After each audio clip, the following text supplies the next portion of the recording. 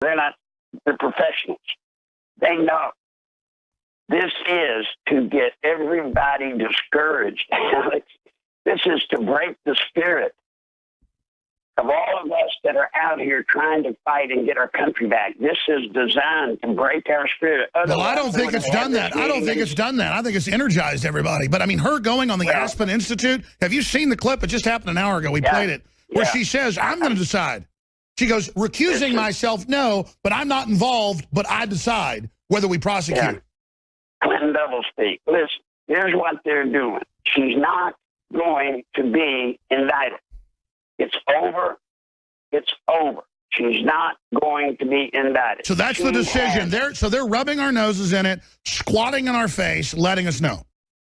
And if anyone, what that meeting was about for those career prosecutors, she's not going to be indicted, but there's going to be all kind of searching and talking to these prosecutors that have worked on the case. And if any one of them dare to open their mouth and to say that they were coerced into backing off an indictment, she now has something to hand them.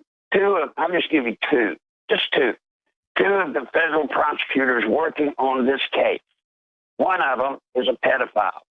One of them has a male lover, and he's a male. Now, that being a queer don't mean much anymore. But and of course, this is done on purpose. On purpose, they have people put in that are compromised to do the investigation to blow it later. Absolutely. Absolutely.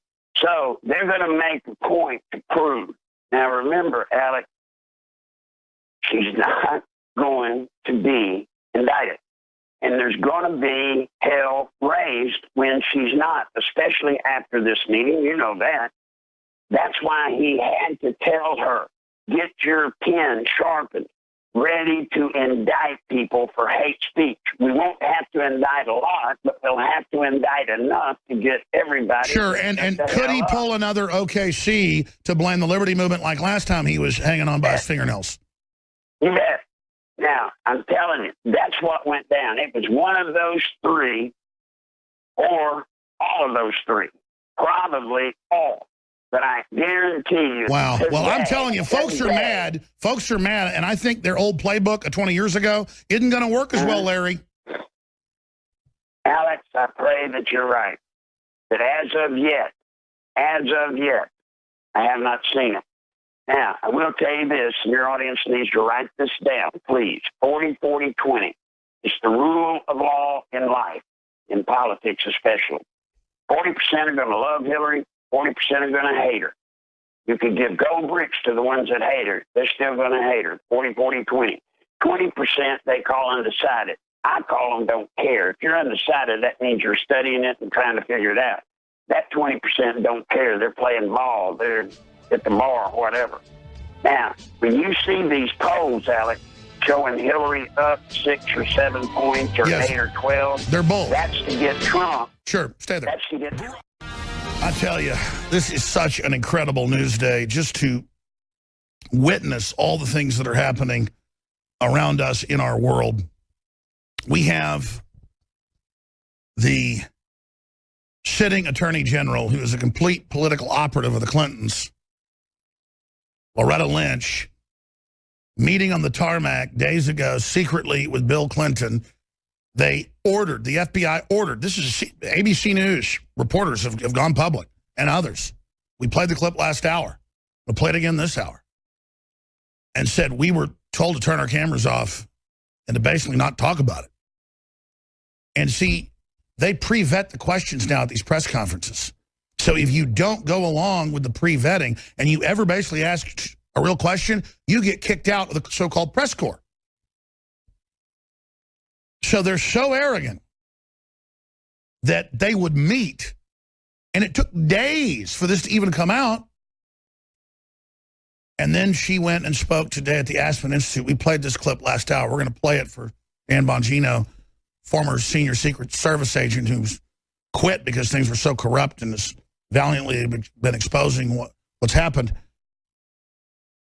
Not only in front of the press corps, there were reportedly more than 50 different people there. They were so confident, they said, you don't talk about this, turn your cameras off. They march on when the press was there to try to talk to her about the Hillary investigation. arrogantly in front of her, engaging in serious criminal activity. Don't just recuse yourself. I mean, she's the person sitting over all this, and then she tells the Aspen Institute today,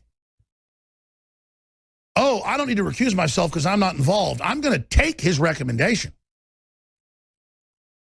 but I'm going to have it reviewed by senior career Justice Department people under me and myself. And she said, and the FBI director can look at it too, but I'll make the determination. We will make the determination. Unbelievable. That means all the president's got to do is put his attorney general in, or she can, and they're invincible. Well, Nixon tried that, and you saw what happened, and his crimes were tiny. And I think he should have been impeached, because you can't set the precedent to let them do this, or they grow into these monstrous crimes. But this is the most naked, above the law, arrogant hubris I have ever seen, and even leftist pundits and people are freaking out. I mean, I think they've gone too far. I had Larry Nichols, who was the big Clinton insider, and he helped train Bill Clinton. And he said, look, I guarantee you he was on that plane saying, you'll be protected, you'll be kept in office, you'll be given a lot of great business deals, and here's a sheet of paper with the dirt on these prosecutors. And he listed 2 of the investigators, 2 of the people that are being part of the investigation. And Nichols been pretty accurate in the past with his sources. He says that they're blackmailing him. Well, of course, that's what the Clintons do. These are horrible people. We had a former senior Secret Service agent on yesterday, Mr. Byrne, who said, quote, Hillary wants to establish a socialist dictatorship. She's scary. She's mean. I wouldn't go public and risk my life if they weren't so dangerous. That interview's up on Infowars.com. Mr. Bongino left and just ran for office and wrote a book exposing that America's in trouble. And he got harassed. So these are very serious thugs. I was told in 1998, you will stop talking about the Clintons, you're going to be fired, on my local radio station. And then I later learned the Clintons had gotten involved and had literally put pressure on the communications company. And then when I didn't shut up, I got fired, and then the harassment intensified, and I had an unlisted number. These people would call up and say, listen, you want something else to happen? Stop it. And that's how arrogant they were back then. They were even worried about little regional talk show hosts. And the Clinton Foundation documents that have come out from lawsuits that WorldNet Daily did showed, even back in 1991, 92, 93, when they were governors. And then when they got into office, they were worried about the press and controlling press. And remember out in California, the Laugh Stop, one of the biggest laugh places, Hillary's people saw a guy making fun of her on YouTube from there. They called and threatened them and said, we can shut you down. Remember that last year? I mean, this is a very vindictive, crazy lady, because what about the Streisand effect? You know, when you criticize stuff on the internet or a news report, especially when you're guilty, it only gives it more attention. Goes back to Shakespeare, methinks you protest too much. Now, I'm not the criminologist like former senior New York cop and detective and then top Secret Service agent, used to run the foreign details and just said things are so bad I have to leave. He joins us at the bottom of the hour. Dan Bongino, just so much to cover. A lot of stations just joined us, so I gave people some more background. Bongino.com. I really appreciate him joining us today. Dan, I know you saw a lot of stuff you can't talk about that you told me, quote, was worse than I was saying. Then I know you got calls claiming that you gave me info. You gave me nothing. It was all live on air. So I guess you got threatened some more. But, I mean, is this what you're talking about? Because this is just so The Godfather, but out in the open. You know, The Godfather meets James Bond villains meeting on a tarmac and telling the FBI to keep everybody quiet. I mean, this is just over the top. Dan, what's going on here? And Alex, you know what they do? They rely on diminishing voices outside of the mainstream media apparatus, you know, like you and, you know, I do a podcast as well. They rely on diminishing those voices to make you believe that we're all the crazy ones, right? So let's just walk through. Like we have the IRS, which is already publicly acknowledged that they were targeting conservatives. We have the Secretary of State, the Democratic presumptive nominee for president, basically trading national security secrets with foreign government across an unsecured server. By the way, she knew, I said this the last time I was on your show, their team, I should say, knew the server was hacked and did nothing about it. You know, we have a country right now where the attorney general goes on a plane and meets with the husband of a potential a federal criminal, and no big deal to the White House. I mean, the list, Alex, goes on and on and on. And what do?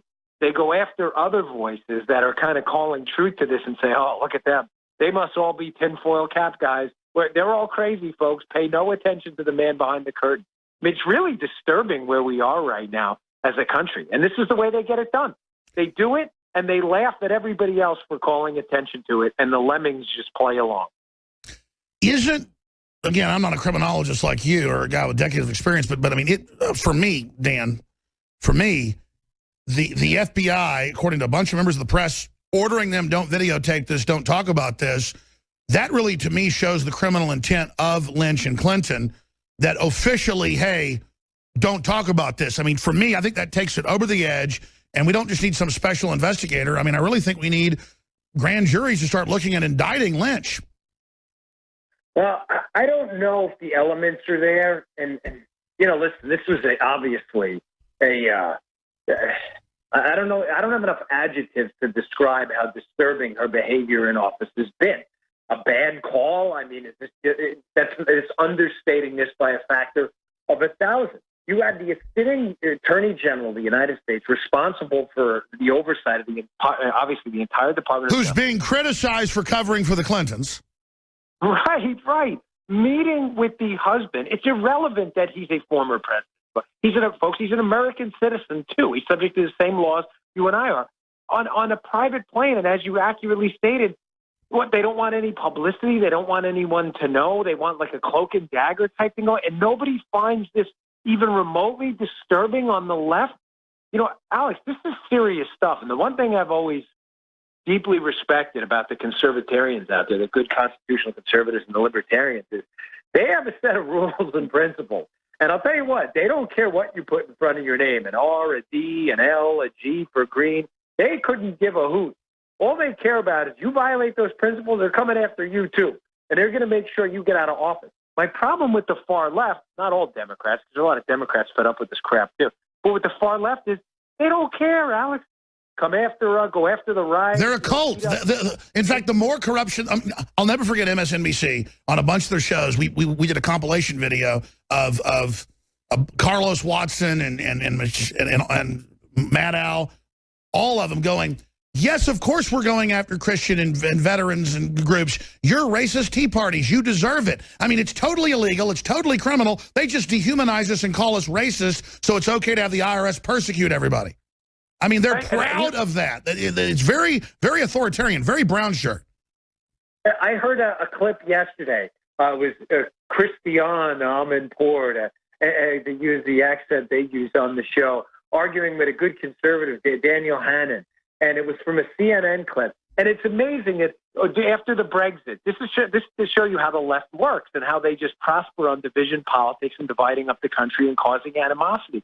And she's insisting that there was some anti-Muslim or whatever it is graffiti in Poland. It was like an isolated incident. And she's trying to blame people who don't want the EU, don't want these new foreign bureaucrats overseeing their local economy. She's trying to paint them as a bunch of racists, as if they caused it.